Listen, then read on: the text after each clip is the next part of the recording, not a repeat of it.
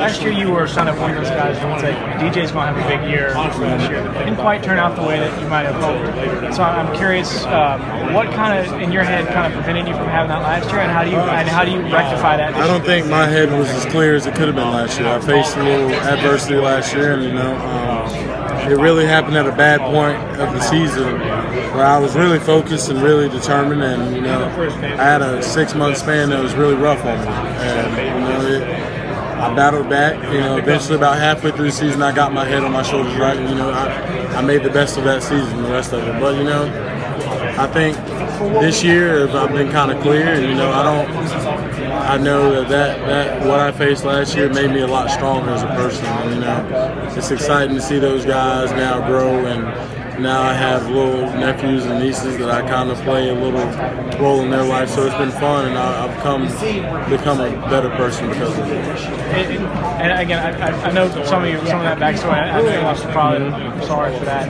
I'm curious as to how, if at all, can you point to anything specifically that kind of helped you grow or mature? I think just accepting it helped me grow. And it happened during camp, and I accepted it for a little bit, and then I kind of fell into a why pitiful me, and then sitting down talking to my mom, an unbelievably strong woman, and she told me, she's like, look, you can't determine what's going to happen. You can only control the things you control. And then I think back to this quote my dad always told me: too much is given, much is required. And that situation was given to me.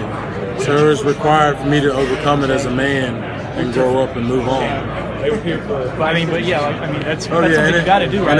Anyone. I honor him by wearing his last name, and that's the biggest honor he could have gave me. He gave me his name. I'm the flesh of his flesh, blood of his blood, and so it's just that's one of those things that I accepted, and I was like, I'm just gonna wear and brand this name to the best of my ability. Guys on the squad from the area, and Trevion. Give me a update on that. Those guys doing good. Corinne, that's a clown. He's a funny guy. He's still doing the socks, man. Oh yeah, still doing the socks. He's a bar kid that's never gonna change. He works. I love it. He works. Trevion's a guy who's growing. He's doing really good. He's growing up now, coming to his own as a receiver.